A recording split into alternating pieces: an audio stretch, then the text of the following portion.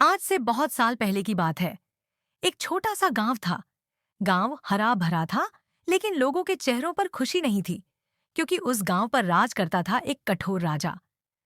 राजा के पास धन था, ताकत थी, सेना थी, लेकिन उसके दिल में दया नहीं थी। वह खुद को भगवान से भी बड़ा समझता था।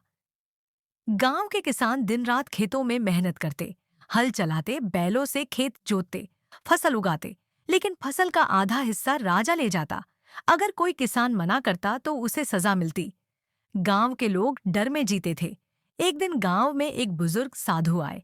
सफेद दाढ़ी, शांत चेहरा, आंखों में गहरा ज्ञान।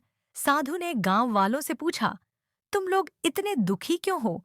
गांव वालों ने सब कुछ बता दिया। राजा का अन्याय, गरीबों का शोषण और डर। साधु ने एक गहरी सांस ली और बोले, जिस राजा के दिल में दया नहीं होती उसका पतन निश्चित होता है। यह बात धीरे धीरे राजा तक पहुंच गई। राजा को बहुत गुस्सा आया।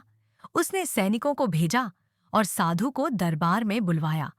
दरबार में राजा ने कहा, तुम कौन होते हो मुझे सिखाने वाले? साधु शांत स्वर में बोले, मैं कोई नहीं हूं, बस समय का दूत हूं। राजा हंसा और बोला, अगर मैं गलत हूं तो मुझे सजा कौन देगा?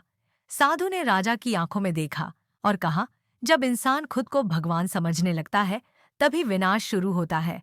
राजा ने साधु को अपमानित किया और उन्हें राज्य से बाहर निकाल दिया। साधु जाते जाते बोले, आज से इस राज्य का भाग्य बदल जाएगा। उस रात आसमान में काले बादल छा गए। तेज हवा चलने लगी, बिजली कड़कने लगी। अगले दिन गांव में अजीब घटनाएं होने लगी। फसलें सूखने लगी, बैल बीमार पड़ने लगे, लोगों को डरावने सपने आने लगे। राजा को भी हर रात एक काला साया दिखाई देता। वह साया राजा से कहता, तू न्याय भूल चुका है। राजा डरने लगा, लेकिन अपना घमंड नहीं छोड़ा। कुछ दिनों बाद राजा बीमार पड़ गया। कोई वैद्य काम नहीं आया। तब राजा को साधु की बातें याद आईं। उसने गांव वालों से कहा, मुझे माफ कर दो। राजा ने कर कम कर दिए, गरीबों को अनाज बांटा, कैदियों को आजाद किया। एक दिन वही साधु फिर गांव आए। राजा उनके चरणों में गिर पड़ा और बोला, मैंने घमंड किया, मुझे क्षमा कर दो। साधु बोले, जब इंसान बदल जाता है तभी श्राप समाप्त होता है।